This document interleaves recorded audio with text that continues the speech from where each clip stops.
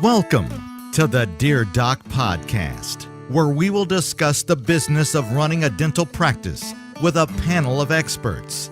Now, your host, Dr. Christopher Hoffpower.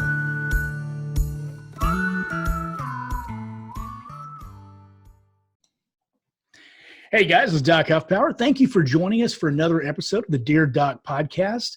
As always, we are here to bring in experts to answer your burning questions about dentistry and running a dental practice. Now today, we're thrilled to have somebody here who's going to be beginning what's probably going to be a three-part series, and they will probably become a long-term guest of the show. And that, of course, is Dr. Joe Maio. Joe, how are you doing this morning? I see you've got your coffee kicking. Yeah, this has got a little morning green tea right here. Green tea. Well, I guess I do not drink. there's no Irish whiskey in there. Then is what you're saying. Maybe here in an hour we might be slipping something in there. Depends how this conversation goes, but we can certainly do something. I hope it doesn't go that badly, or perhaps it goes that well. I'm saying to celebrate. I'm taking the positive route there. Well, that works, and it works. Yeah, so Joe, I only drink friends, so we're good. So talk to me a little bit. You came on today because you are going to be doing something a little bit different than we've ever done. And that is basically we're going to be having some lessons. It's not going to be just addressing member questions. This is kind of part and parcel to most of the questions that we have about the financial reports that you can run in a practice, or techniques for taking your data and turning them into actionable items. So I'm really excited about this myself. I can't wait to hear some of your techniques you use, because you actually grew from one practice to 8 practices. You scaled that quite massively, and so I'm sure you've learned quite a few lessons along the way. So talk to us a little bit about that journey. Just keep it short, because remember they did have an interview with you previous, so they know a little bit about you. But talk to us a little bit about where you went from 1 to 8 practices and how you did that. Yeah. So thanks, Doc. The tough thing about our industry is it is a service industry, and anytime that you're trying to scale a service industry or anything, you're literally trying to scale people, which Right. is damn near impossible, if not completely impossible. And so you have to have enough systems in your business. You have enough order and structure to be able to say, okay, this is what we want to replicate. This is what we want to take to the next level that everybody can follow. Because again, Right. one doctor may have this set of skills, this doctor may have that set of skills. And we found that very prevalent throughout all of our practices. We had our bread and butter dentistry. We had our implant doctors. We had our surgical doctors. We had our endodontic guys. And these are all general dentists. Right. That just like specific areas. And so, the things that we try to keep simple, and I'm a very simple guy. I want to be able to break things down to a very basic level that, even the lowest level person can be able to operate. And so it's like, okay, how do I take what's very complicated and make it simple so we can understand those systems? Right. And I'm a very logical person, as irrational as business will make all of us. I try to get back to, okay, if I'm going to make a decision, I want the data to support it. So we had a thing across our offices that's, look, we're not going to make any decisions without data. So, we called it 3D. We wanted to look at our practice in a whole new level. And that was, data-driven decisions. How do we take what we know from a numerical standpoint and actually create discernible action? Because the thing Right. is when you're actually getting data, when you're actually getting that information, from whatever source you're getting it from, that's great. But we tend to overanalyze the numbers. We tend to look at it and be like, okay, well, that's great. It means this. That great. It means this. Frankly, I don't care. I just want to know how to move the dial. I think that we tend to use data to support our preconceived notions. Exactly. Yeah. And that's the thing. It's kind of a scientific theory. Okay. If we do this, will it move there? And then if we Right. see it move, then it's there. So, you have your daily metrics, you have all of the, immediate indicators like, okay, hey, I had this much case acceptance today. I had this much production today. I had, this many new patients today.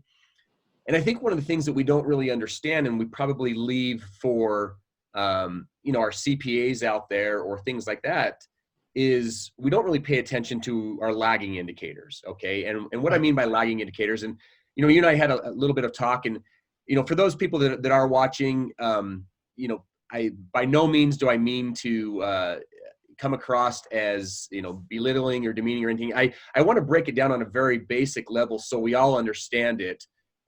Because business can be very simple. And I think from some of the information that I'll be able to provide here today, it'll be very worthwhile, to listen to here, because all of our lagging indicators, which I call lagging indicators, your P&L, balance sheet, cash flow statements, these things that are the result of your day-to-day operations that may have been going on for some time. So, you may have had lack of production or maybe lack of new patients that eventually lead to a diminishing return or something bad on your P&L or something, let's say. Right. Usually that's a problem or a good thing that's been festering or happening for a long time, and you'll see the result from that. And so what I wanted to do here with you today, Doc, that I thought would be really valuable for everybody, is I wanted to show what we've done with several of our practices. I wanted to show 3 separate practices, just some basic financial metrics. And by no means am I a CPA. I'm not giving any tax advice. A lot of this information that was given to me, to be frankly candid, was actually given from my CPA. He had 75 dental clients. Probably with those 75 dental clients, it was close to 150 different offices. We were 8 of them. We were his largest single clinic. But just, trends that he'd seen in the industry. It was also from other, I'm going to put this in quotations, but consultants, people that had done other studies and things like that of where things should fall into line. And then what I did is I extrapolated that information and I took it for what worked for us. This isn't, a cookie cutter type thing. This stuff worked for us. I think it'll give a good guideline and range of where people should be paying attention to in their practices. I have one practice, actually 3 separate practices in here. The first practice is an 8 operatory practice. The second practice is a 4 operatory practice. And the third one was a 6 operatory. And so we started gearing our model more towards the 8 to 10 operatory practice, just because I found them more profitable than the 4 operatory. You're literally doubling the clinic size. And so where did you find did you find that was the sweet point in scaling your core functions? And by that, I mean your front desk, your insurance coordinator, those functions that can be stretched a little bit with more doctors. Is that about the 8 to 10 chair? Is that about what you found? That personally worked for me. There's people that have the 15 operatory. I think once you get above the 12 operatory, it becomes, you're having to centralize a lot of things. It becomes very, very large in those areas. 10 operatory is just the right spot. I feel that, like, when we have the 4 operatory model, or, maybe even 5, it seems like we always have one too many people, but one too few of people. I know exactly what you're talking about. My wife and I had that discussion yesterday. Whenever you reach that size, there's a certain size of critical mass where you either have to go down or up. And the reason is you have to hire extraneous personnel to make sure you have a spare at all times. But there's a certain point at which you can't afford to do that.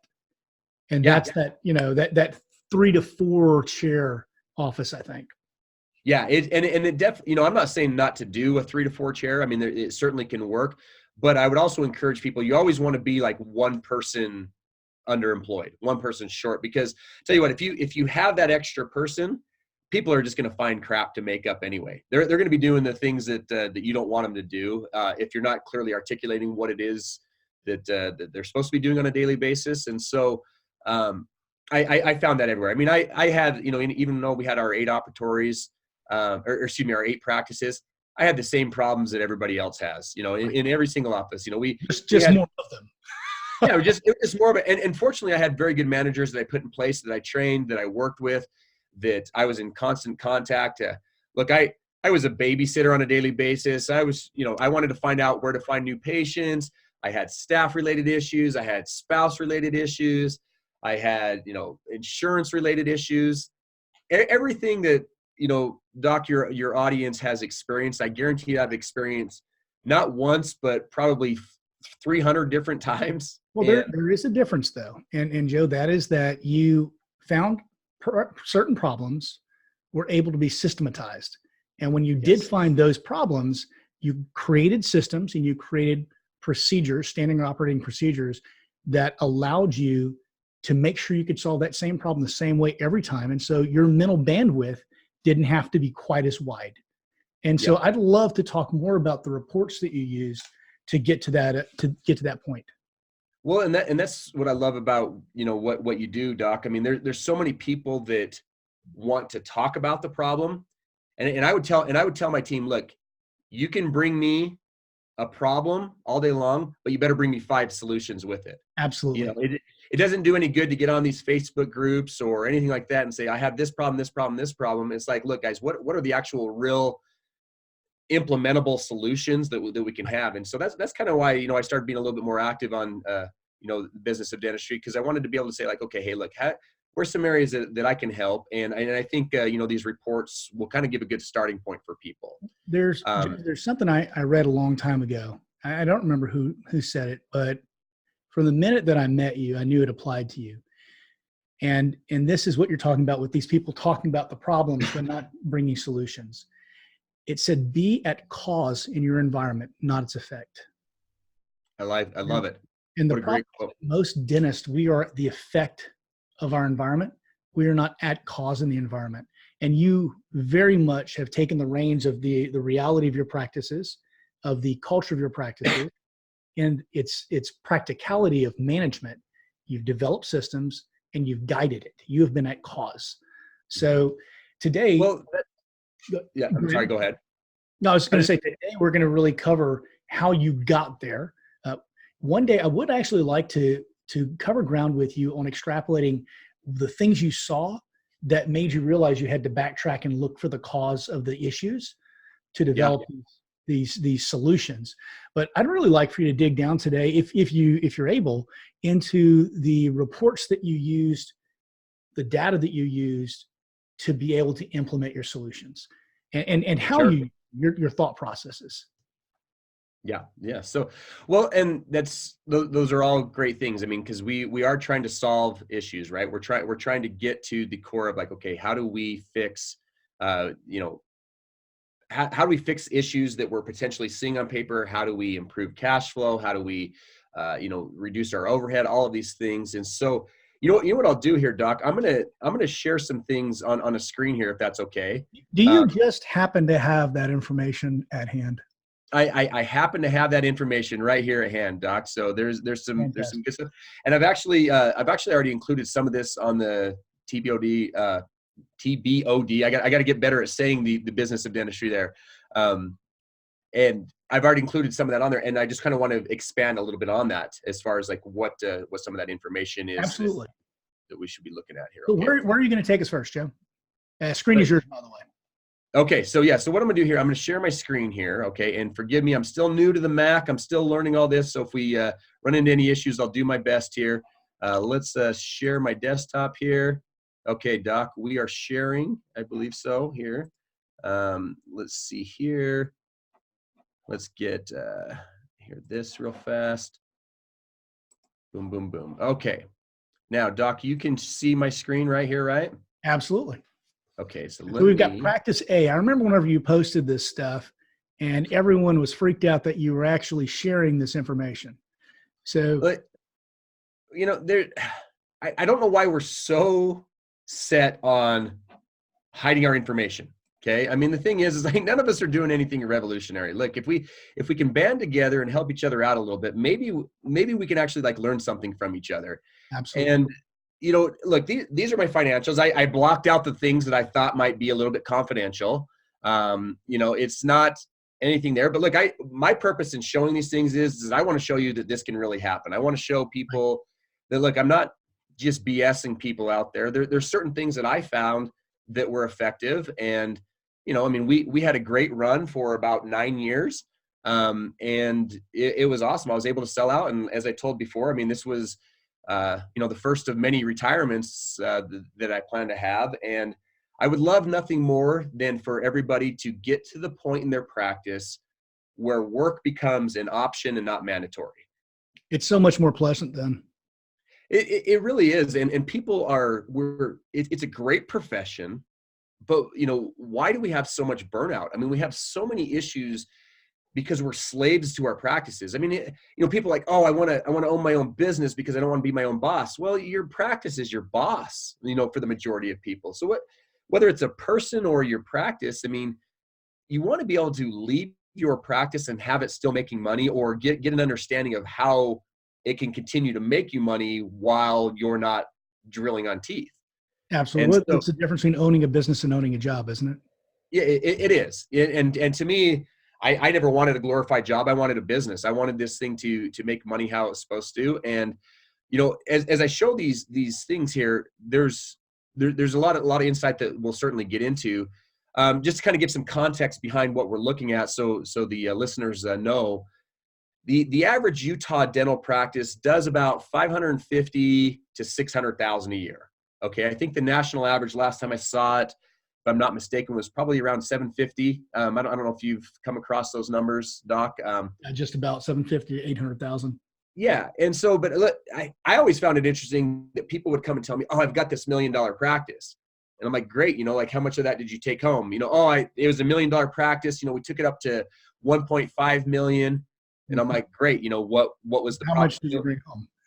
Yeah. And so, their profitability was like 100,000. I'm like, wouldn't it be better just to have like a $300,000 practice that took home 150,000 maybe? Like, Yep. just the less headache. Cause well, it's just the forest and trees, right? They forget what the actual end goal is. And the end goal of a business is to make money, not to make busy. That's the thing, and I'm guilty of it. I've been at places in my career where I'm like, okay, we got to drive the top line. Then cash flow gets sucked. And so it's like, okay, what do I actually want to do with this? Are all these extra headaches worth it? And, there's all of those things. So this first practice that I wanted to look at here, there's a lot of interesting things that I wanted to point out. And, for the listeners, this may be a very complicated P&L. This is the first thing I'm going to show. It's just your standard basic profit and loss of a couple different practices.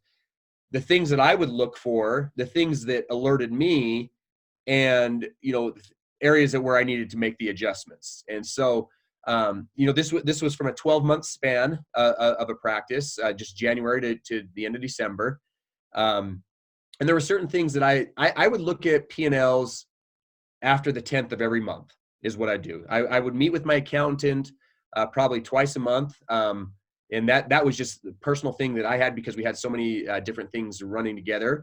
I would encourage everybody to at least talk to their CPA at least once a month, just to get these reports and be able to make the calls.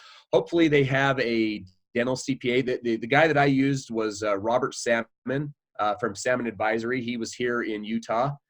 So if people are looking for good CPAs, I don't know how much other practices he's taking on or anything, but there are several good CPAs out there that do a great job, because at the end of the day, we're looking at income versus expenses.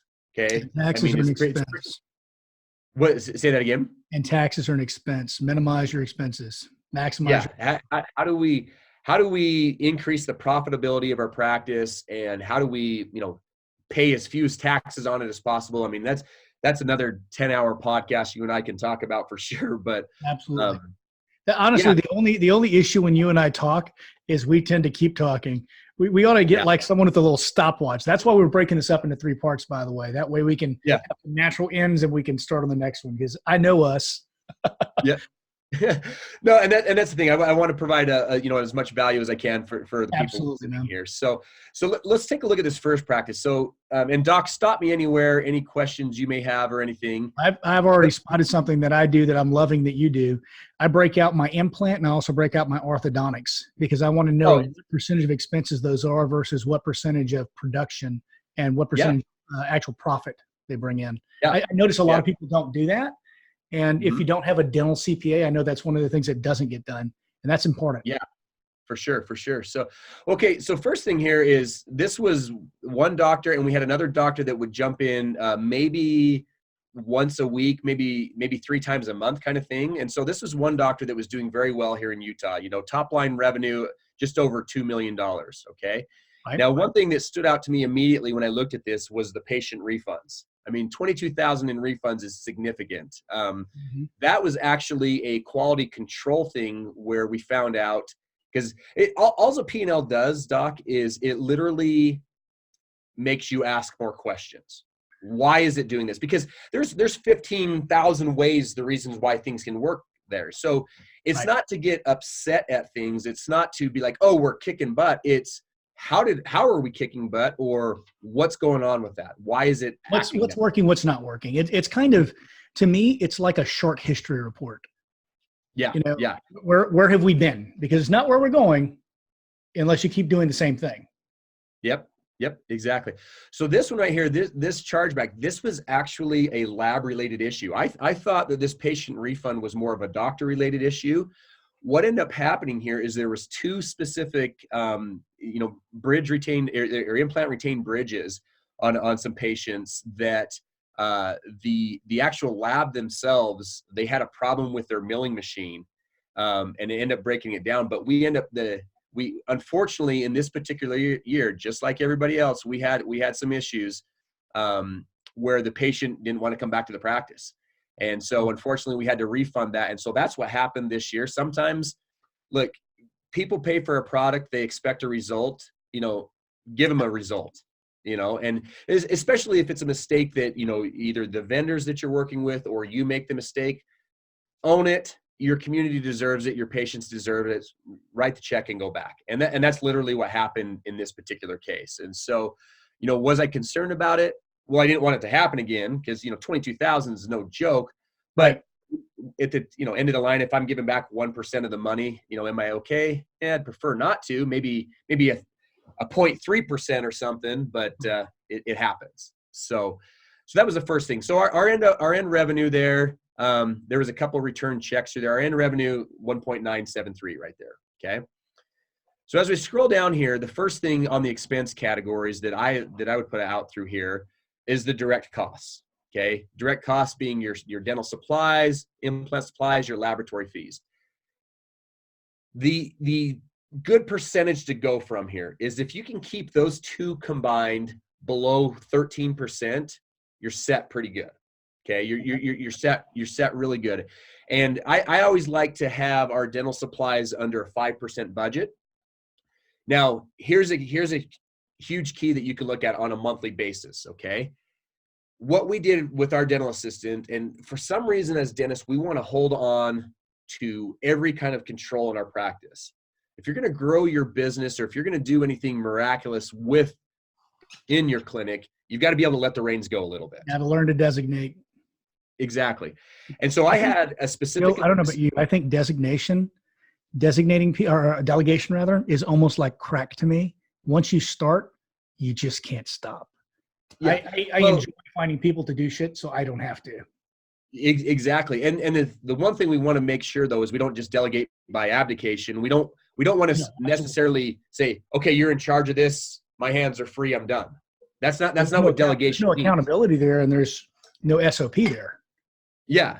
And so, in some of our practices, like when we would do that, some of the managers, as they were handing it off to an assistant, they just automatically assumed it was okay. But what we would do is we would take literally from our budget, we would take the collectible production from the month before, and I would take, okay, hey, you've got 5% or even 4% of this previous month's production. So, hey, you guys did 100,000 last month.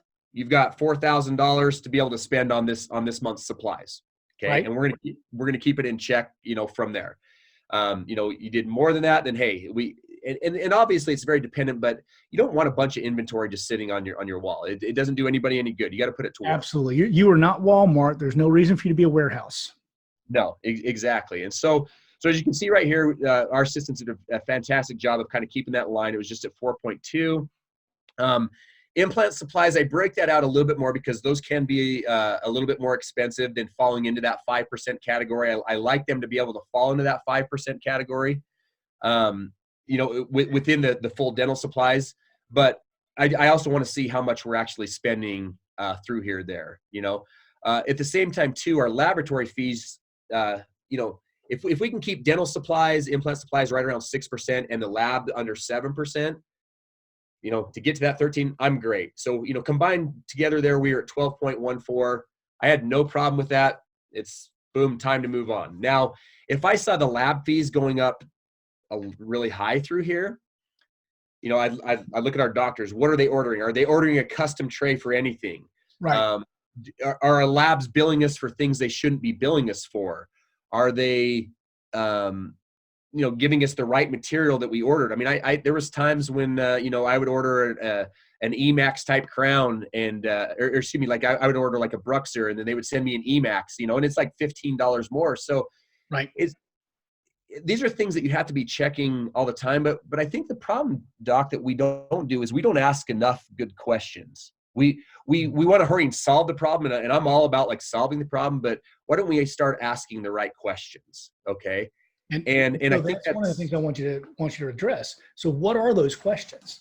Remember, we talked about it's not just the data; it's the questions you ask about the data. So what are the questions that you ask? Where is your mind going if you see a 25% increase on your lab fees?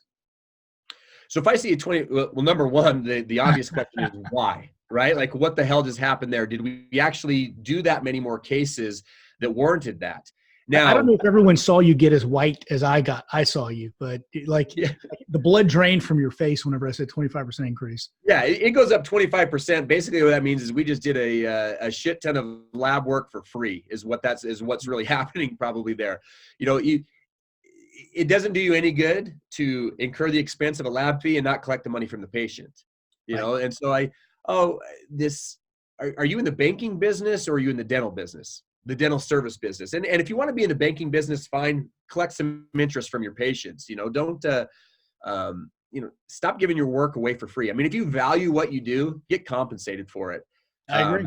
And again, that's another topic. So I digress through there, but you've got to look at trends. So is it specific to is this like an outlier? Did this just happen like in one specific month? And if it happened in that one specific month, why? Did the lab send you a bunch of cases that, and here's one thing that happened in ours. We had eight practices. I had a lab send like 4 extra cases to another practice. And in that 4 extra cases, one of them wasn't even part of our business. And so he sent us a bill for like another place. And I'm like, well, wait a minute, hold on. What happened, through there? So, it got caught, but at the same time, it's like, are we paying attention to these outliers? Are these things happening? Because you have to, right? So, same goes with dental supplies. If you see your dental supplies like spike up, I mean, I had Henry Schein that decided to give us one time like an extra $6,000 order that no one ever even sent. I don't know how it happened. I couldn't explain it to this day. But had I actually not had my systems in place and they were just on autopilot and auto credit cards and things like that, that number would have jumped up. And obviously somebody needed to hit their target for commissions. Right. I mean, it could have been that. Yeah, we had a pretty good talk. There was a pretty good talk. Imagine there was. Yeah. But you know what, though? At the same time, I've also had employees that overspent their budget significantly. And, that took about one conversation in our organization because nobody's going to care as much about your money as you do, even your CPA. Everybody's going to be okay to spend your money. But one conversation I had with an assistant was simply this. I said, okay, you can spend everything up to your budget. If you spend $1 more, it comes out of your paycheck. Are you okay with that? Mm-hmm. Well, no, I'm not okay with that. Okay, but why are you okay with spending my money? Right. Because I'm putting you in charge of this. I've trusted you to do this. Is there something that I'm not making clear? You have $5,000 to spend. If you need to buy more, which happens, sometimes we need to, maybe we need some extra gloves or something happened. Maybe we, spilled a bunch of, matrix bands all over the floor and we have to order a new system. Things like that happen. Yeah. Those moments just make my butt pucker. Yeah, oh, they really do. They do for all of us. And so my thing was spend up to what you need to at the 5,000. If you need to spend over that, then come talk to me and we'll discuss why. Okay. So that didn't happen very often. That didn't happen. I had one girl that decided to spend her budget over 3 months, and honestly, it was the first time it was okay. Hey, you know what? I'll take ownership. It was probably my fault. Maybe I didn't make myself clear enough as far as what my expectations were. This is what I actually need you to do. And this is what your budget is. Next month, she spent past it again. I said, hey, you know what? Like, I'm sorry. Maybe I didn't make myself clear the second time, or maybe you're just not understanding. Where am I missing communicating this with you? Mm-hmm. And I let her answer it. And she didn't have an answer for it. And I said, okay, so you fully understand that you have to stay within these boundaries. Don't go outside that anymore. She chose to the next month. And honestly, I just let her go. It's not that I took the job away from her. It's just there's certain things that she took the job away from her. yeah, it was. Yeah. And I documented it every time. You document it every time. And so, so you want to pay attention, coming back to this P&L here, you got to pay attention to those numbers, and staff management's a whole nother thing, but let's come back to. That's another 8-hour podcast. Oh, it really is. It really is. So let's come back to this P&L here. So, keeping that in with 13%. Okay. Then you come down to staff. Okay.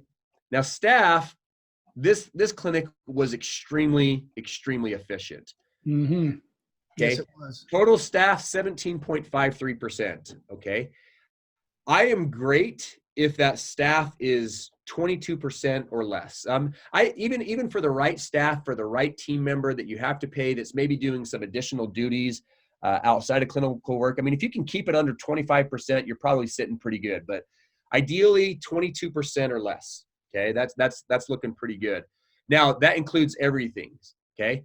Now here in my P&L, I broke it out actually by positions. I have assistants, temp assistants, hygienists, temp hygienists, employee benefits, uniforms, workman compensation, healthcare. Everything's broken out. I want to see all of those things. Okay. Mm-hmm. And again, bottom line I'm looking at the 17.53%. If that's under the 22, boom, we're good to go. Now, again, P&Ls, you want to look at them monthly, but ideally you're kind of looking over a quarter.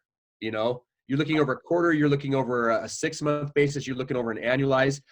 But the thing is you have to look at them monthly so you can either keep the pressure on or make the change necessary. I think a lot of people get their. I have a question here before we go on from employees. I see that you have a category for new hire, and is that based upon the amount that you spend to train a new hire, or what is it based upon? Because that's a category I've never tracked. Okay, so this is again probably another podcast. That the new hire that we put in there, that was actually the money we would spend during the interviewing process. Okay, I actually would spend money during the interviewing process to see how much I could trust people. Okay, and so I would literally have them go pick up lunch for us. I'd give them $100 or something like that and say, hey, here, I need you to go pick up some lunch for us. I want it this specific. There was a very, very detailed way that we did hiring, a specific way that we wanted our sandwich. I wanted to see if people would follow directions. I wanted to see if they were honest. I had somebody, I had somebody that would bring me back the wrong change. And it's like, look, I'm not going to trust you with any kind of money if you're going to bring me back the wrong change. Right. And so that's what that money was just during the new hiring process itself. So again, these P&Ls are by no means meant to be, a one shop all things. It's literally just, this is what worked for us. These are things that I did. And so I want to keep it fairly generalized for as many people as we can. And it's simple. Right. So, whatever. Sorry for getting us off track. No. That one was intriguing to me because I haven't seen that category yet.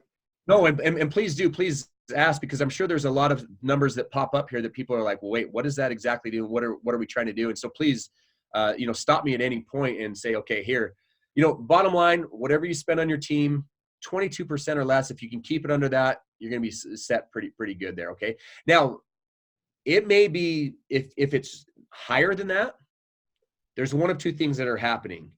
Either you're paying your staff too much, which is what every dentist is going to think, oh, my staff's getting paid too much. It's probably your ability to close a case more than Yeah, anything. I was going to say Yeah, that would usually be it, I would say, but we yeah, don't like to do this. yeah, no. Why would we ever look at ourselves as being the problem? Okay, we're either, is it possible that we are keeping a staff member on too long, that we're overpaying for the last 20 years? Yeah, it is possible. But Mabel at the front desk has been here for 85 years, and the patients just love her. If we let her go, I just don't know what we'd do. You know what? And there might be something a little bit to that, but I think we're giving too much credit to the worth of. Oh, careful here, Joe. Careful. Yeah. You're Well, going to the make problem some is bad. here's the thing. I tell you what, like, patients will leave you if you change certain things. Okay. And there's a lot of intangible things that you cannot quantify. I think, tenure does have a place, but look, I'm about, does the employee bring a result? We are not paying employees to do anything else other than to deliver a result for our patients and a result for the business. That's it. We're not there to be best friends. We're not there to, do anything other than, hey, we want to provide good dental services for our patients and our community, and let's go home and be with our families and friends. And having a good culture and having employees that you trust and that you like doesn't mean that you have to be a doormat. And I think a lot of dentists fall into that trap. They want so much to be liked by both their team members and by their patients that they make poor business decisions because they're all emotionally based. Yeah, they really are. And so it's one of those things, like, what's good for the business? Because here's the thing: if you don't get these in line, if you cannot take your practice and grow it and do this, like, nobody's going to have a job. Absolutely. Okay, because staffs don't get raises just because the earth turned 360 degrees. Nope. Staffs get raises because they provide more value to the business. Are you quoting me now, Joe? I haven't heard you say that, but Doc, you and I share enough same philosophies that I think we probably, I bet we say some of the very similar things. I wouldn't rather be quoted by anybody else if you are. So let's move on. Well, and I dragged you off topic again. Yeah, no, you're okay. I love it. So, okay. So direct costs under 13%. So your supplies, labs, staff, you want under 22%. Okay. Now we're going to go on to the doc sides of things. Okay. So now you can see here, we had the one doctor that would come in and do, a little bit heavier work, short time, making 116,000. The other doctor was at 278. Okay. Right. So this doctor, he was also doing, 200,000+ in his other clinics. So I'm not a big fan of splitting doctors up. I don't like part-time doctors. I want full commitment. But this was an individual that was working in a couple spaces in Apex. So right. I knew the loyalty was still there. Taxes, things like that. This is what I want people to pay attention to. And you can see my cursor moving there, can't you, Doc? This 20% right here. Absolutely. Okay. Your doctor's wages, or associate wages, if they're above 20%, they're not producing enough for you. Plain and simple. That's what's happening. I see guys that this is a conversation we certainly need to have at this point, because I see a lot of questions on TBOD that has. Am I saying that like fast enough and right enough? Do you call it BOD or do you? Yeah, TBOD, BOD. I'm easy. Right. My branding is TBOD though. TBOD. Okay, so I see a lot of questions of, what do we pay associates? What's the percentage we should do it? Should we pay them 35%, 40%, 28%? Look, I don't care what you pay them. Okay. At the end of the day, this is the conversation I would have with our associates. We paid them a guaranteed base. Mm-hmm. It wasn't significant. It was $8,000 a month. Okay. So, or 28% of your collections with you paying half the lab bill. Okay. And so the doctors would be, they would come to me and they'd be like, well, 28%, I can get 33% down the street. And I said, well, that's great. 33% of zero is still zero. Right. 28%, you're going to be able to make a significant amount of money. I mean, we had the average Utah dentist was probably making right around 150. Our lowest doctor was making right around, I think it was 171, 172 was, and they were you raise a fantastic point. And I am going to pull you off topic a little bit here because it's so relevant to what you're talking about. When you have a hole in the wall practice, you should expect to pay more for an associate dentist. If you're not feeding that dentist, then you can't pay a lower percentage. The busier your practice is, the more associates are worth, but the less smaller percentage you have to pay them because they're gonna make the money that they need to make. I mean, that's just a truism, but people don't think. Yeah.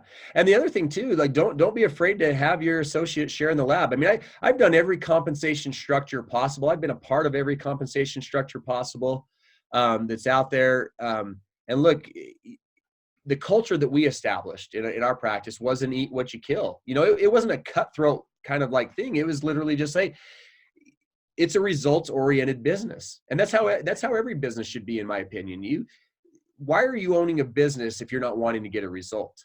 You know, why are you hiring an associate to just sit there and take up time, and then you're paying, you know, all of your profits are going to it? I mean, there's so much that goes into managing that associate, and the marketing and the accounting and the team management that comes with it, that you need to get paid as well. I mean, everybody needs to get paid.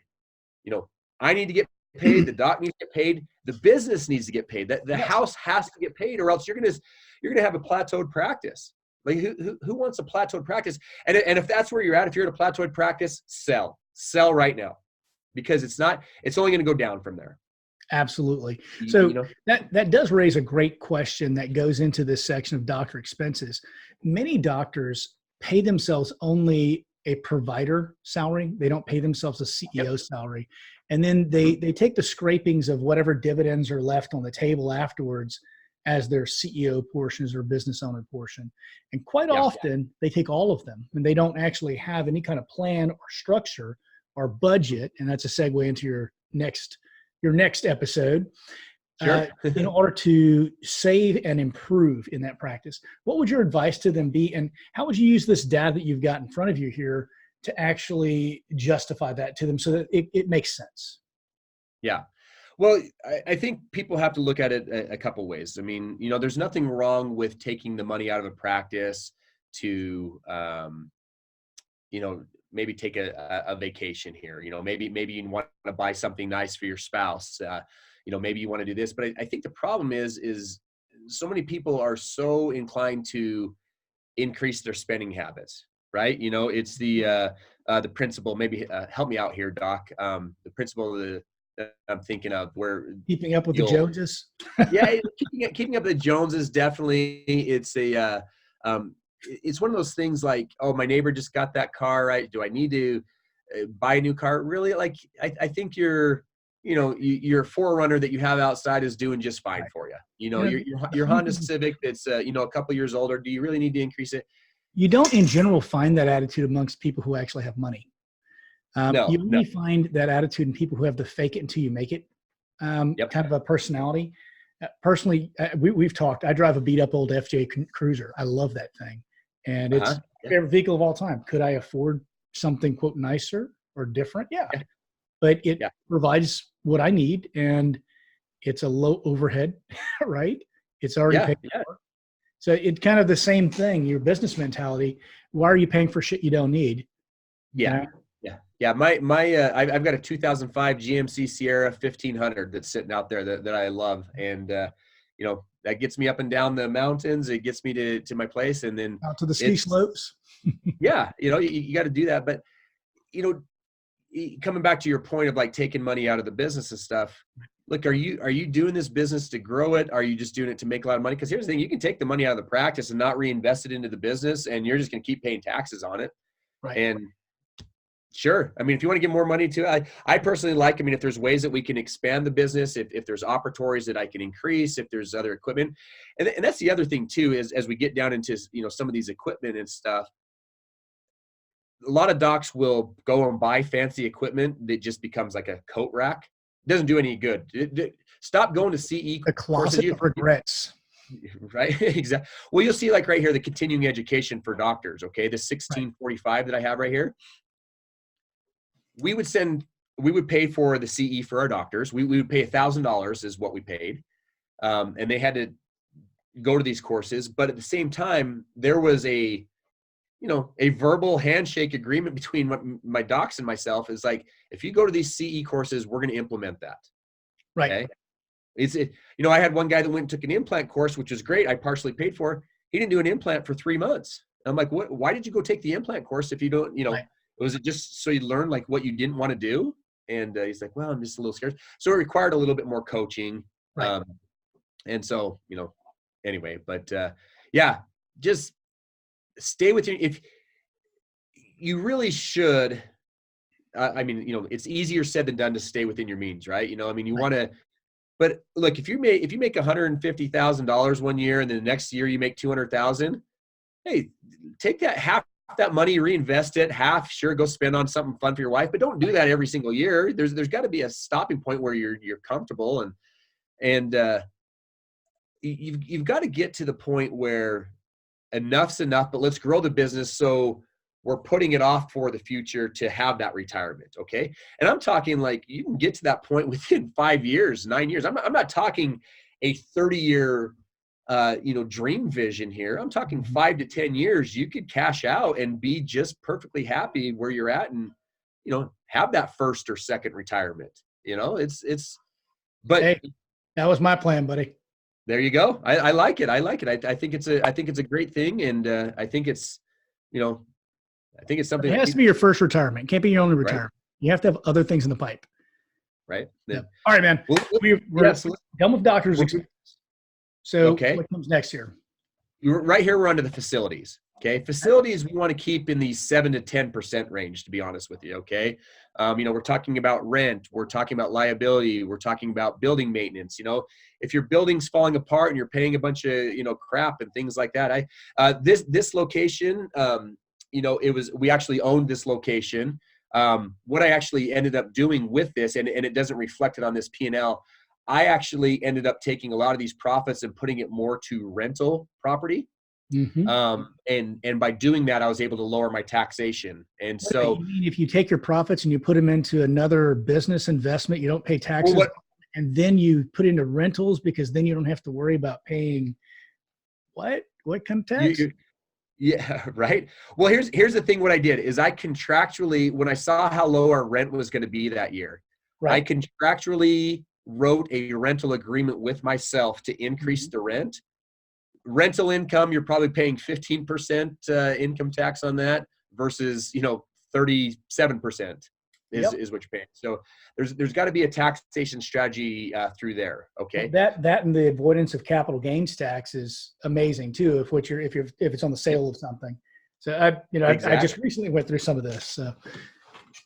Yeah.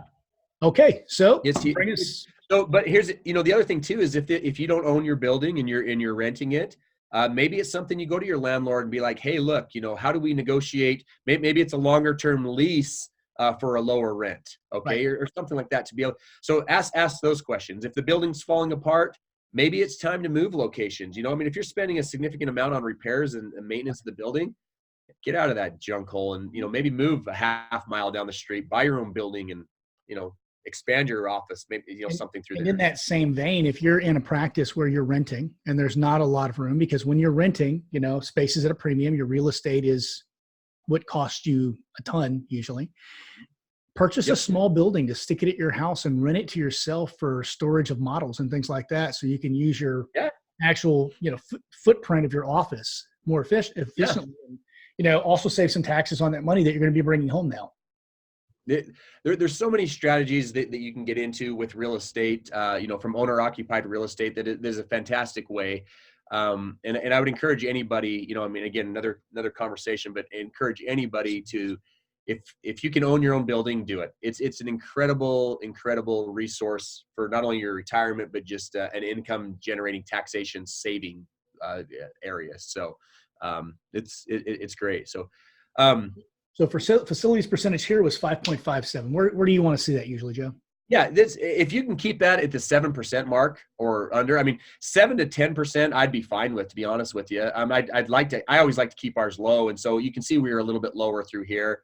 But yeah, you generally, if I start getting closer to that 10% mark, I get a little, like I got to stay away from there. Right. Okay. And so, see what's going on through there. But again, that's your facilities. You're probably going to be looking more at that trend over a 3-month period. You're not going to be able to control that monthly, but historical averages, you're looking at it, especially at the end of the year, you want to do some serious analysis of these P&Ls. This next area here, Doc, is where I'm probably going to get a little bit different than everybody else. Okay. But I'm going to explain why. And I would encourage anybody to take the same approach here. So you can still see those percentages right there, Doc. Is this, we move that guy there. Okay. So advertising promotions. Okay. You'll notice down here that I've got this management company. Okay. Mm-hmm. I actually formed an outside management company. Now I actually paid myself from the individual practices through this outside management company.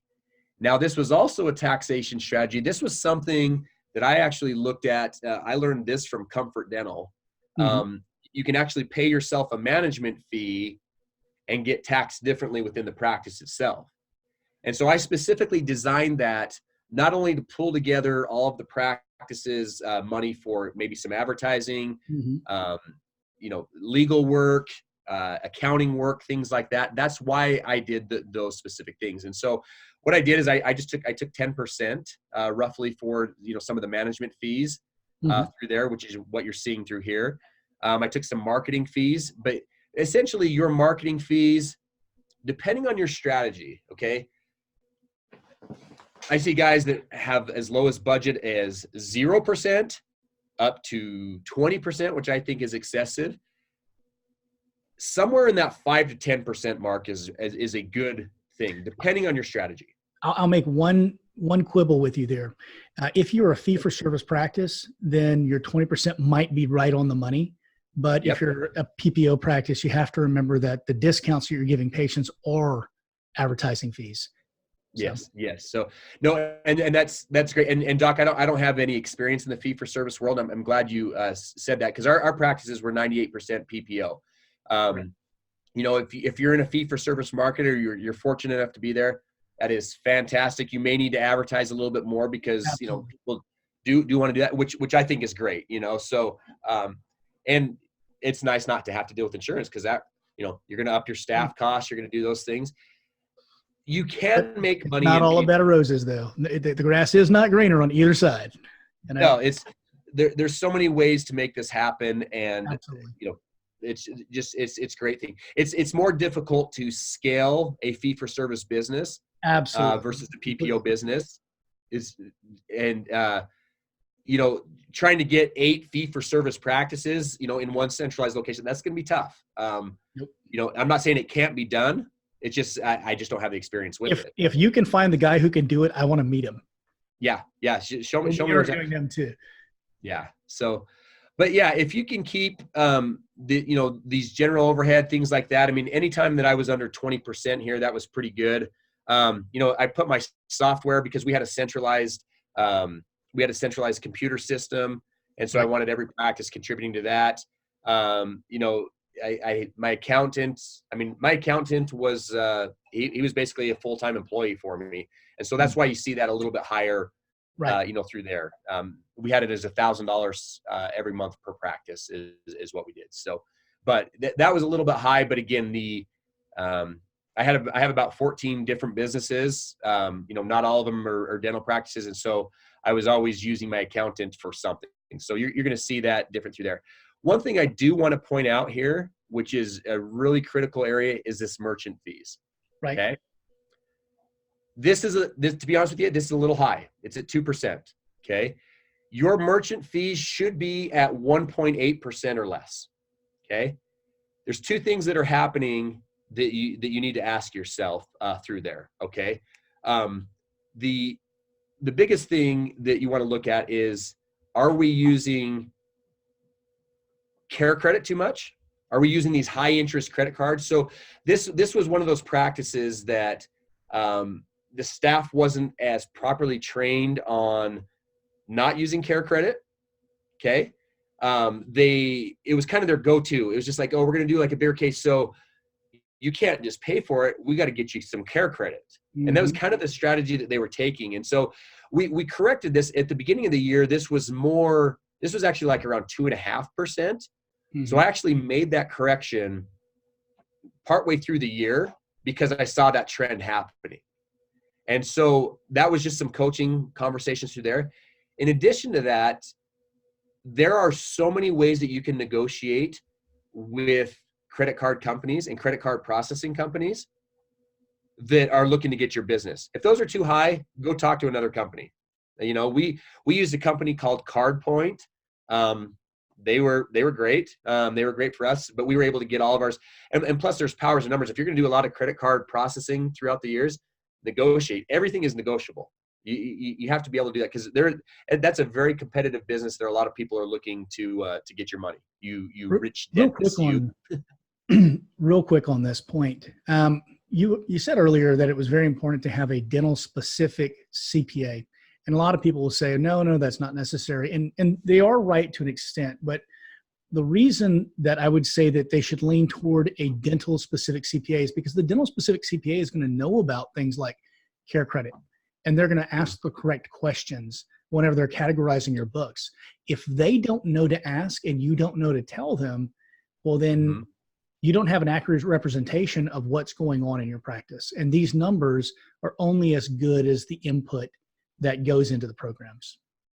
Yeah. And, you know, people that have, you know, oh, my uncle's my CPA, or, you know, my neighbor down the street's my CPA, and he does it for like such a cheap cost and things like that. You know, there is a lot to be said. You get what you pay for. And, you know, here I had to pay my CPA. I was paying him, you know, just under $80,000 a year. And again, the amount of, he would save me, he would save me hundreds of thousands of dollars every year. I absolutely agree. Yeah. So you definitely want somebody who knows the industry. You want your CPA. Here's the line. Let's walk this line. Maybe dip our toe in, but keep me out of jail. I so agree. Right? That's actually literally the talk I have with a CPA whenever I'm interviewing them. I say, okay, so the dark side's over here and the light side's over here. And right between them, there's this gray line. And I like to tippy toe right across there. So, because if you don't tell them that, they're always going to err way on the safer side because they don't want to upset you and they don't want the risk, you know? Yeah. No, you want to be able to, I mean, you know, by all means, you want to be honest and fair and stuff, but why give the government any more money than they have to? They already, let's not get into politics here today because you and I can have a conversation hours about that, right? The last thing I'd say about the CPA thing here, though, is that you want a tax strategist. You don't want a tax preparer. If your CPA is just a tax preparer, fire them. Get somebody who's a tax strategist who actually gives you the benefit of their knowledge so that you can begin planning next year and the year after. Yeah. Well, and you want to be getting, you know, meeting with your CPA, you know, I mean, on your quarterly basis at a minimum, just to see, you know, strategies throughout the rest of the year. How can we save in taxation area?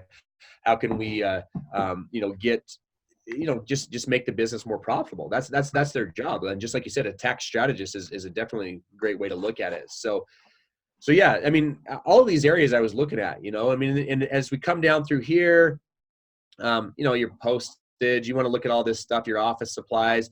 I had one girl one time, this postage and delivery right here, and this thing jumped up to it was like 3% one month. I'm like, what did you just do? And she had ordered like about this many rolls of postage.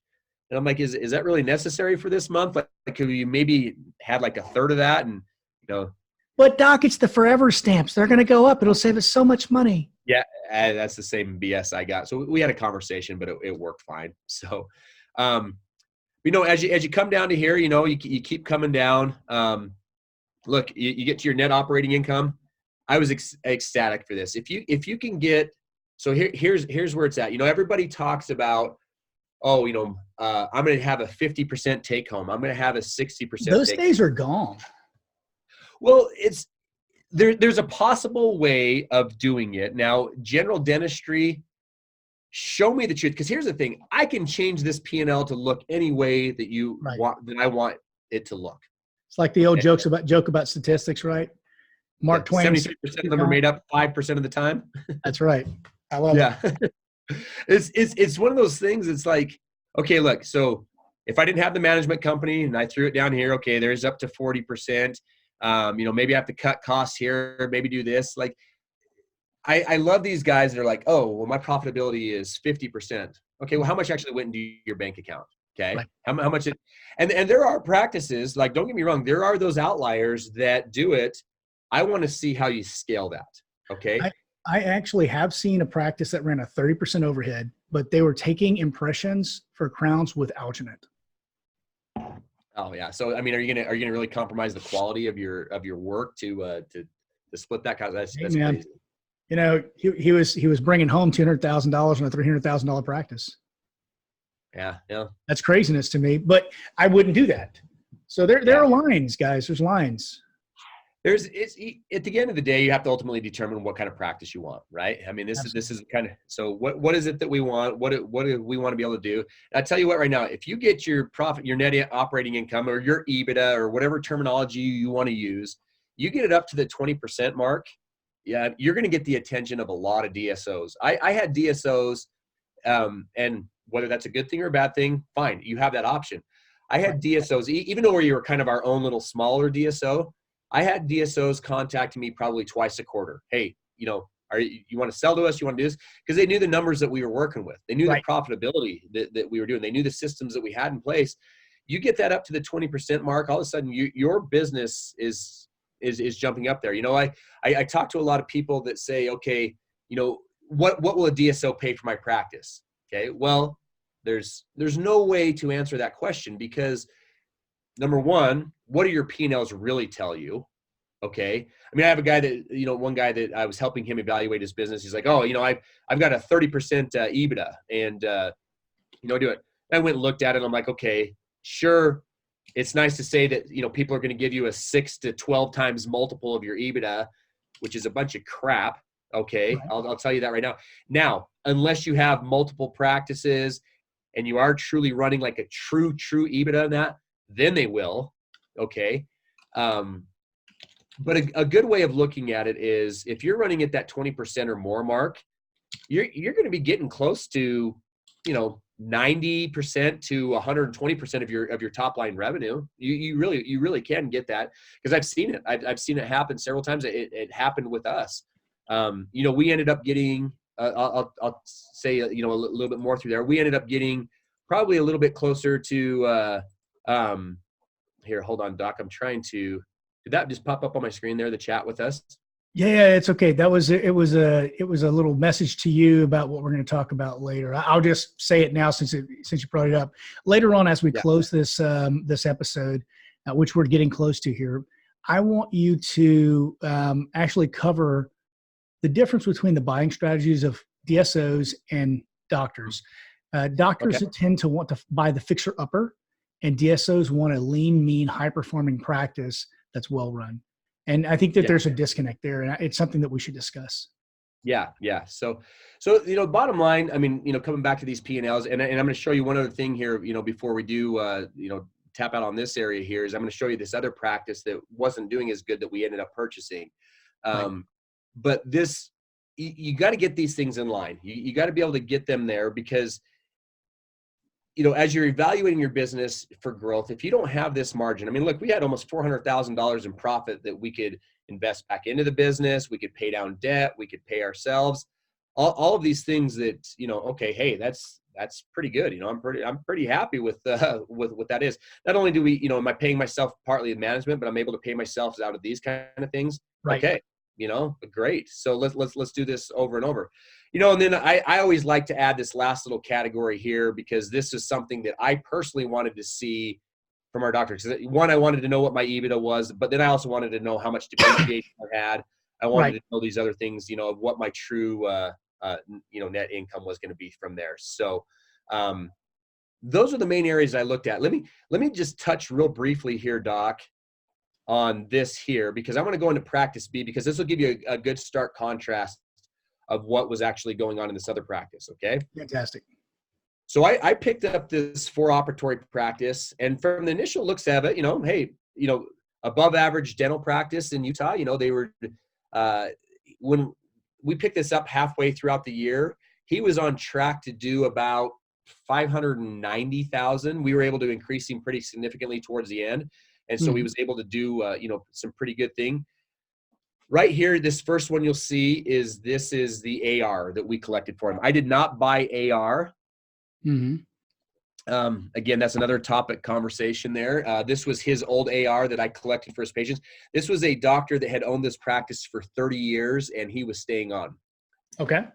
I'll tell you this right now. This practice ended up being one of the best learning experiences of my life. It was also one of the worst business decisions I made. Those generally go hand in hand. Yes, they do. So they say that experience. What is it that good judgment comes from experience, but experience comes from bad judgment. Yes. That is exactly kind of what happened. Absolutely.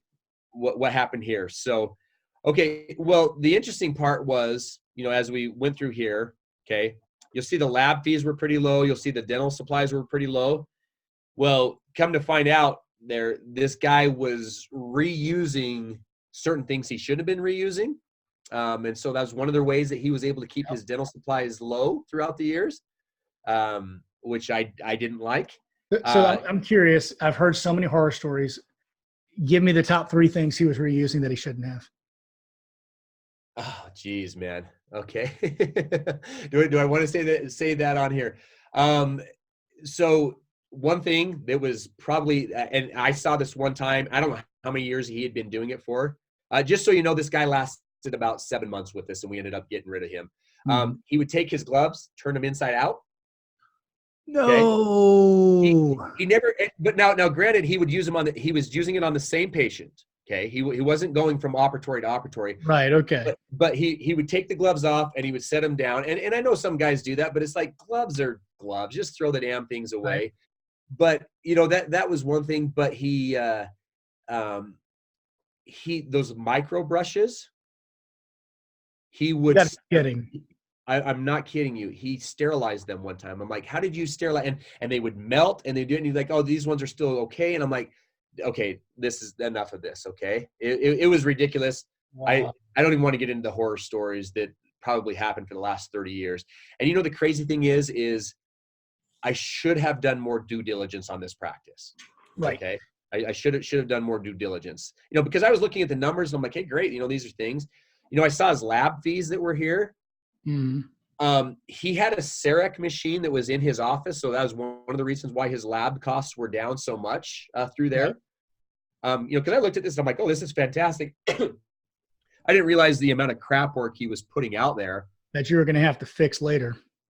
Which I ended up doing. I ended up doing in 1 month alone by myself about $160,000 worth of free dental to make patients happy. And now, before anyone gets on you about that, first of all, your strategy did pay off in the long run in huge dividends, right? But it did. Those kinds of things, especially whenever you're taking over a practice, build trust. Yes, they absolutely did. Well, and you have to make it right. Yeah. You have to make it right for your community. You have to.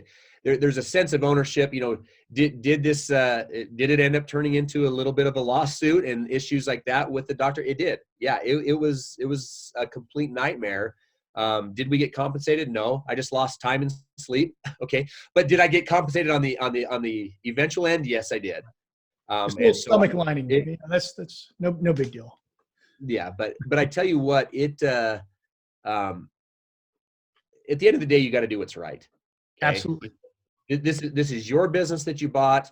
This is your obligation to your community. These are your obligations to your patient, and it's your obligation to make it right. And so you bite the bullet and you just do it, and you know, you learn from it and you don't repeat the same mistakes. Okay. It's easy to do the right thing while everybody's watching.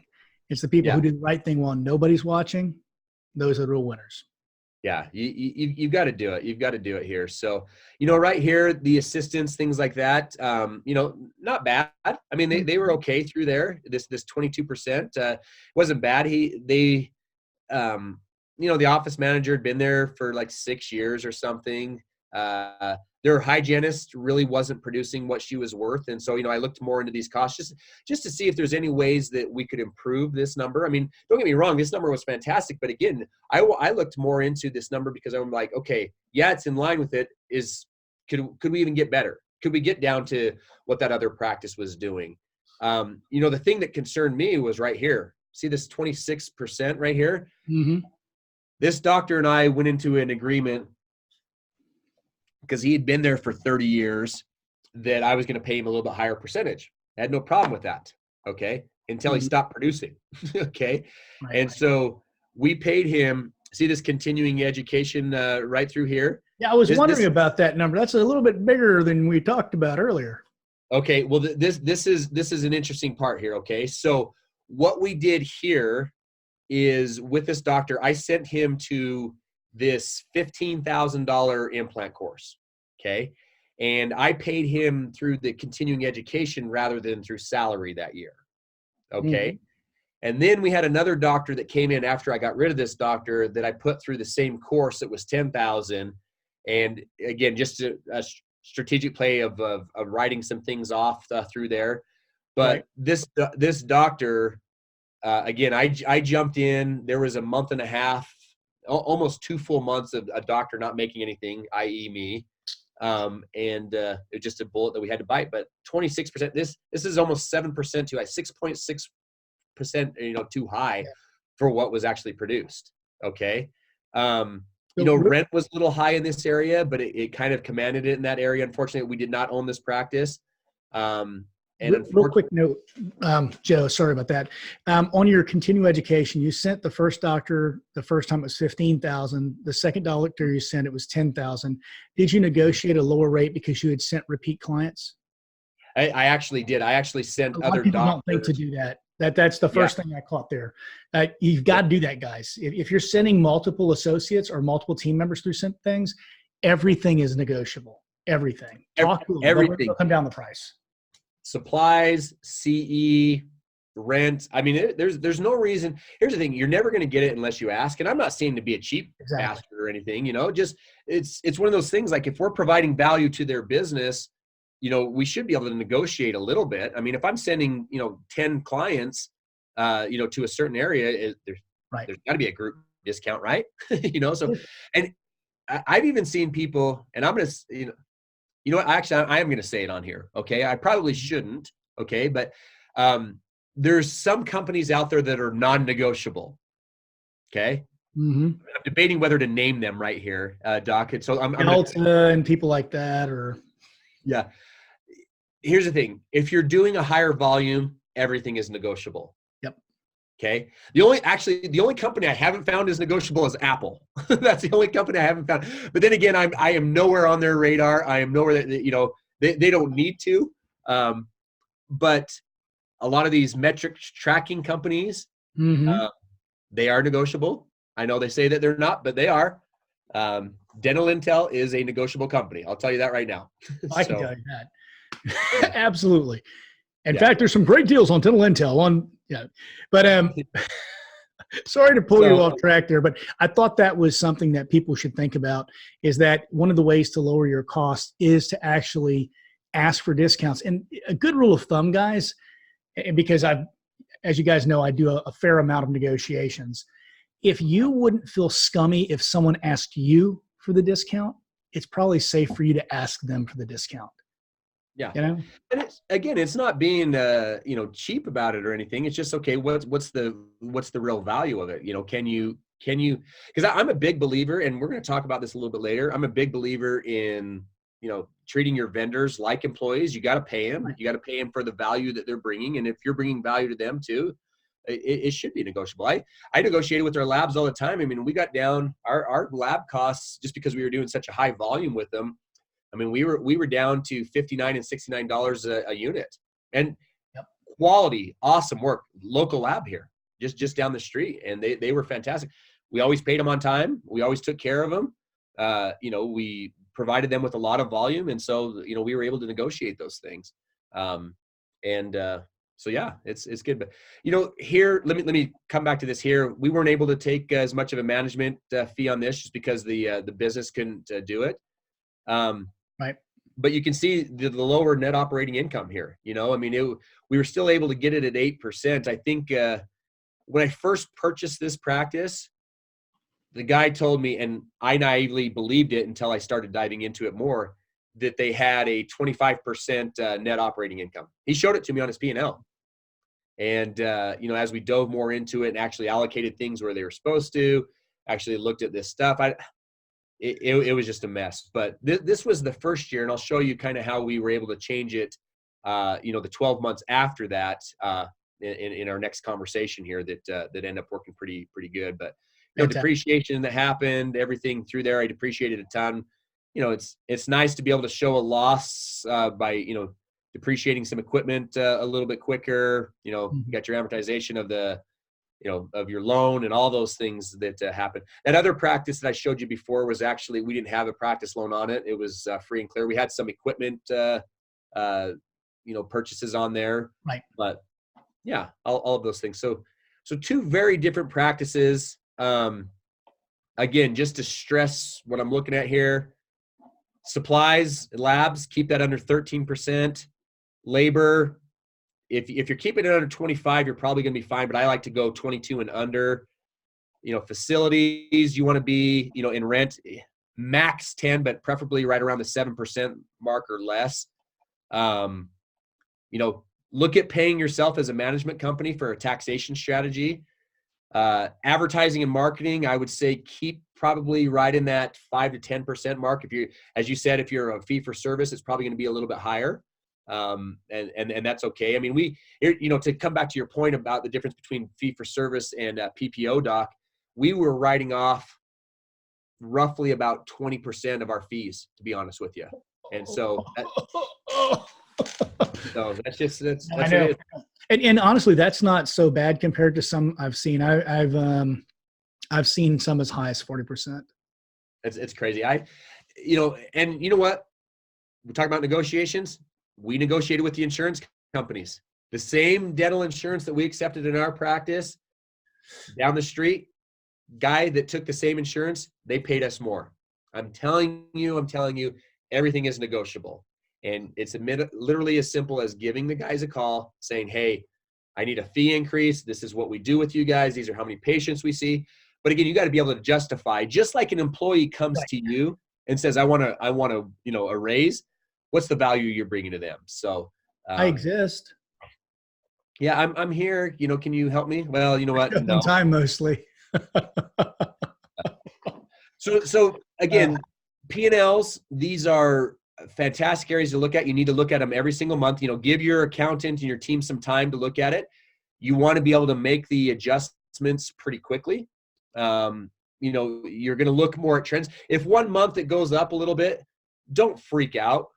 Make the adjustment the next month. Don't go and stab your assistant in the neck because she overspent her budget. It just means that you have maybe some supplies for the next month. But it's things you have to pay attention to every single month, every single quarter, biannually, annually. And then you want to look at how we can improve it for the next year. These are indicators of the health of your practice, because this right here is going to determine how your practice gets sold and what it gets sold for. Absolutely. I mean, that's what we're doing this. That's bottom line, guys. Bottom line is what your practice is worth is determined by your bottom line. It is. Any business is. And so you have to be able to, here's the thing. I was not looking to sell. Selling was not on my radar at all. In fact, I was actually in the process of, I had a business partner in it. He was another dentist. I was in the process of buying him out. But then a buyer came along and it made sense for both of us to cash out. Mine was a walkaway offer, which was fantastic for me. And you never know when those opportunities are going to arise. Absolutely. Well, and with his share, did he build an official elk skinning room just to right. avoid any future problems? Yeah, I think that was part of the contract that he was able to negotiate. He was able to keep that in there. So he actually stayed on as an employee in the one practice that he was in, just because he's probably going to work until he's in patient smiles till the day he dies. And that's, good for him. I love him for it. Great man. But it just wasn't for me. So you want to position yourself every year. I mean, if your practice is not really performing on the level that you want it to, you've got to find out why. You've got to dive into your P&L. You've got to dive into your balance sheet. You've got to dive into these numbers, see where you can improve. You want to poise it for growth, because just like any investment strategy is, you want to, buy low, sell high, right? I mean, it's your basic principles. You don't want to sell when your practice is plateaued or low. You want to sell on right when you get to that peak of that increase. Absolutely. Or once you get to that peak of that increase, how do you bump it up a little bit more? Is it adding some space and equipment? Is it adding some associates? Is it, increasing your profitability? All of those strategies, because at the end of the day, all of us are eventually going to sell. Right. Every single one of us are. We're either going to sell to an associate, we're going to sell to a family member, we're going to sell to a DSO. It's your job, and I believe it's your moral obligation to run an efficient business, because the more efficient you are at running your business, the more people you can serve. You can help. Absolutely. Well said, man. So don't just take your numbers and throw them to your accountant and say, hey, you know what? You take care of this side. Look, you are a business owner. You have no choice other than to find time for this. And I'm gonna stop sharing this here, Doc, so we can talk about this here. You have a job to wear many hats. Okay. Not all your hats are going to look as pretty as yours does there, Doc, right now. Okay. I mean, this was actually a gift from a good friend of mine who's another dentist. I love it. My other hat was ugly. There you go. I think it's a great hat. I think it's a fantastic one there, but you've got to, you're a business owner, act like it. I mean, that's all I can say. Okay. And if I'm not saying you have to produce. It's your job to be the adult in the room and say no candy before bedtime. You're right. That's right. So, and that's, you got to do it. I think that was on your post this morning, right? It was on my post. So guys, I want Joe to give me a little insight into one more thing, just one pearl before we leave you. And again, this is going to be a multi-part series as he goes over different types of documentation, data types in the office, and just kind of runs through his thought processes on how to use that data appropriately and use it to grow your practice. I want you to address something that to me is a huge 800-pound gorilla in the room. And that is, when a dentist builds a business, most times that they do this, they're thinking about building a job. They don't think about building a business. And a business is built to be eventually sold and is built to be profitable. So I think that's one disconnect. But I think that disconnect results in a behavior that I think is particularly harmful to dentists as business owners. And that is their buying habits whenever it comes to looking at a practice. Now, I shared a chat with you earlier about what I'd like you to talk about. Do you remember exactly what I said, or would you like me to put it back out there? Put it back out there. I think we talked about one or two things since then. I'm answering the right thing. So in general, a DSO wants to buy a business that is highly profitable, streamlined, cutting edge. It's got its margins cut down to razor thin edges. It's got every bit of profitability it can in the practice. That's what a DSO wants to buy. Mm-hmm. A dentist in general wants to buy a fixer-upper because they view that practice as something that they can put their own stamp on and they can create value in. Mm-hmm. Talk to me a little bit about the good and the bad about both of those kind of perspectives as a buying dentist or as a buying group practice owner. Mm-hmm. Well, there's a couple things that you touched on then. DSOs, they're opportunists, right? They want practices that they can come in and it's just going to spit off some cash for them. Right. Okay. They're not looking, it's not the equipment sides of things. It's not, they've got enough money in their pocketbooks that they're going to throw some money to pay off equipment. That's not it. They're looking at EBITDA, which EBITDA is really only as good as, the numbers that go into the P&L. but they really, they're going to be buying people. Okay. Right. They want to look at the people behind the processes that produce those results. And a fixer-upper, there's, like that you touched upon, DSOs will go into those practices and they're like, well, look, do we have to get a new doctor in here? Do we have to, spend a lot of money to, on team and things like that? They're looking for a time value of things. Right. And they want to know what kind of commitment, what kind of management systems they're going to have to put in play, what kind of things like that. Whereas, dentists, like fixer-uppers aren't bad to an extent, but they're Mhm. a fixer-upper for a reason. There's Right. some broken things in there, okay? Now, I've started a couple practices. I've bought some fixer-uppers, and I'll tell you what, hands down, I'd rather do a scratch start from now on, okay? There's Now, just scratch less starts, baggage. yeah. Now, scratch starts are tough because you're probably not, I mean, if it's your first one, and I don't know about you, Doc. I mean, you had a great experience on yours. If you're the sole income earner, things like that, you're probably going to struggle for a good year and a half, 2 years. Absolutely. I mean, like that's just how it is. The scratch starts that I did, Doc, were actually supplemented by the other practices, and you'll actually see that in subsequent podcasts here. Right. But I think we underestimate the value of our time. Okay. I like to live by this quote, I mean, the most intentional always wins. Okay. They always do. And so if you're going to buy a fixer upper, I'm not saying not to do it, but you better understand why that's a fixer upper. You better understand what's broken, what you're going to go in. You better negotiate on the price. Okay. And realize that, hey, there's going to be a lot of time, energy, and money spent on getting that to the level that you need to get it to. Right. Is it nice having a patient base? Of course. But you're buying a fixer upper, you may be buying hundreds of thousands of dollars of rework in those patients. Are you doing your due diligence on that fixer upper? Are you going and looking at x-rays more than you should? Are you looking at like the staff and, oh, it's great, I've got this great team, they've been there for 20 years. Well, they've probably been doing it wrong for 20 years. Right. Okay. If they're doing it right, it's going to be spitting out all sorts of money. Okay. Mhm.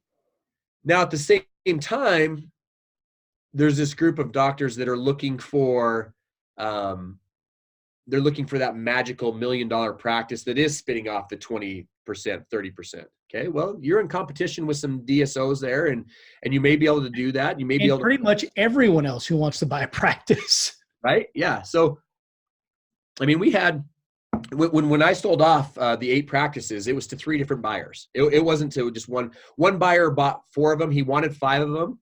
The doctor, I ended up selling to some of the other doctors that worked for me. They had to buy it at the same price the DSO was willing to buy.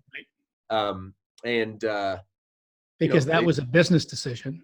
Yeah, that was a business decision. You know But at you're the going same to take the time, heat on that from some doctors by them saying, "Oh, you shouldn't require dentists to buy for the same price as the DSL." Come on, guys, are you serious? This is a business. you're gonna sell it at the highest bidder. Okay, Yeah. I mean, like this, it's I love my team dearly. At the end of the day, I knew I was going to be walking away. I put them in the best position that I possibly could. I provided a great experience and a great place of employment for many years. But And again, good systems to doctors, make sure the business kept rolling. yeah.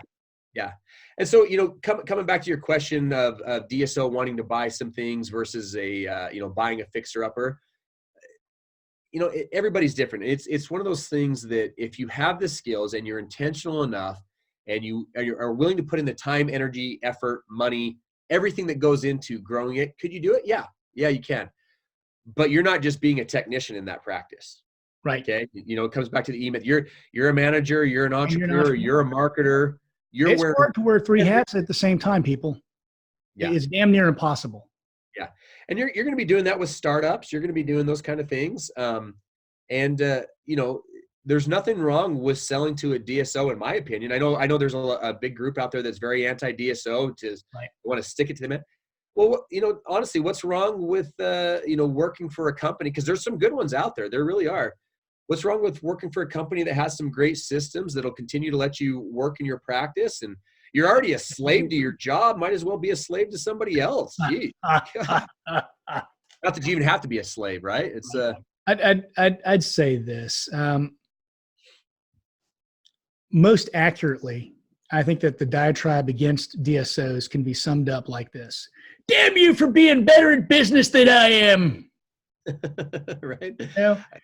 Mr. Magoo, go back to what you're doing, or learn to compete. Because that's the name of the game these days. Yeah, they're going to be here. DSOs are going to be here. I think group dentistry is going to come. We've got to stop thinking that we know the answers to everything. We've got to stop believing that somebody can't do it better than us. Like we did a great job in our offices. I have no problems with what we did. I love everybody that worked for me. I love everything that it was about.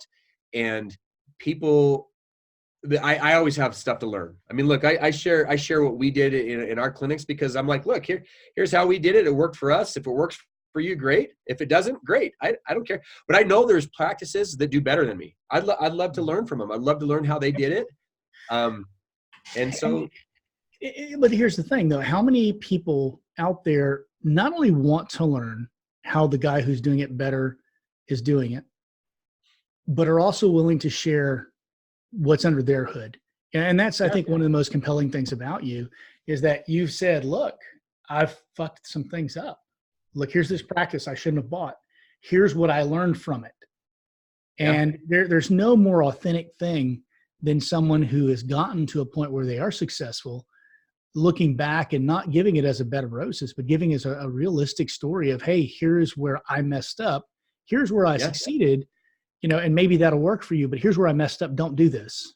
Yeah. I could tell you every single wrong thing you shouldn't do in a practice. I guarantee I can. Done every damn one of them. Yeah. I've hired the wrong person. I've been in the wrong lawsuit. I've been in the wrong, ends of things. I've had the wrong contract. I've negotiated poorly. I've signed you name it. I've done it wrong. I've signed up for the wrong insurance. But the question is, though, do you have the guts to make it right? Okay. Do you have the guts to admit that you're the one who's at fault? Yeah. And that's the thing. It's all of that 100% was my fault. I was the one that entered into those negotiations. I was the one that bought that practice. I was the one that signed up for this insurance. I was the one that hired this employee. Like I did all of those things. Okay. Now, were a lot of those people at fault for certain things? Of course, but I was very intentional and I corrected quickly because I was paying attention to my business. Okay. It's how intentional you are about making your business the best that you possibly can. Absolutely. Okay. I get guys ask me all the time, oh, will you come consult for me? Will you come help this? And I'm like, there's nothing magic I'm going to tell you. Yeah, I'll help you out here. Okay. You can pay me for it here, but this is where I'm going to tell you to do. Are you going to do it? And they're like, well, that seems a little tough to do. And I'm like, you're wasting your money on me. No. That's actually something I was going to say earlier, but I didn't. But this is a perfect segue to it. You were talking about assessing your business and if you're plateauing, why are you plateauing? Can you still grow? And, like for my own practice, I work 3 days a week. I like working 3 days a week. Could I open 7 days a week? If I was open 7 days a week, I would finally be maxed out there. But then I could expand the size of my practice. If I expanded the size of my practice, I could bring on more auxiliaries and more doctors. And if you say there's no real end to it. It's just, what are you willing to do? And if you're not willing to do it, then you are finished. Yeah. Well, Doc, here's how anybody out there, whether you implement them or not, this is how you can maximize your practice. Go for it. Okay. Last pearl on this podcast, because I'm sure someday you're going to run out of them. Yeah. You know what? There's plenty to learn from everybody. I'm sure I'll gather more pearls along the way, and I'm happy to share them with everybody. But okay, so people are like, oh, I work Monday through Thursday, 9 to 5. Okay. So there's really no magic to making more money in your practice. You can expand hours. You can expand days. You can expand services. You can expand the patients. You're going to hire more people. You can move buildings and grow that business. Right. You can buy another office if you wanted to. You could actually even look at implementing other avenues into your business. Okay. We started a dental assisting school. Okay. And I know people have talked, oh, those are the stupidest ideas and everything. That's fine. I walked away with $150,000 of cash every single year that I invested into my dental practice from a dental assisting school that I literally had no obligation to. I mean, other than my name was on it. And so it's just really, what are you willing to do? What do you want to do? Do you want to bring on associates? Okay. Because here's the thing, inevitably you're going to plateau. Even when you bring on associates, you're going to plateau. Okay. So what do you want to do? where do you want to take that practice? And, don't just think that hiring an associate is going to like all of a sudden free up your time. No, it's going to increase your time. I'm going to tell you that right now. It is, if you do it right, it is absolutely going to increase your time. And for what it's worth. So expansion of services, time and days, and physical space of your building. Those are the easiest thing to do is expand your physical space. That's the easiest thing because you just have to buy equipment.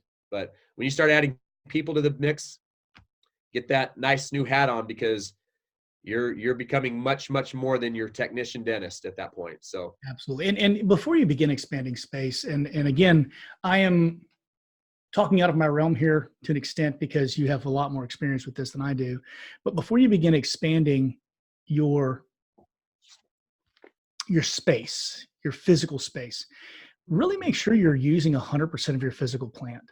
Because if your office is not open on Saturdays and your office is not open on Sundays, again, it comes down to a willingness. Mhm. But that's a cheap fix. You can just get more team to work those days and get an associate to work those days. You need to use what you have at its maximum capacity. Yeah. I think that a lot of times we don't do that.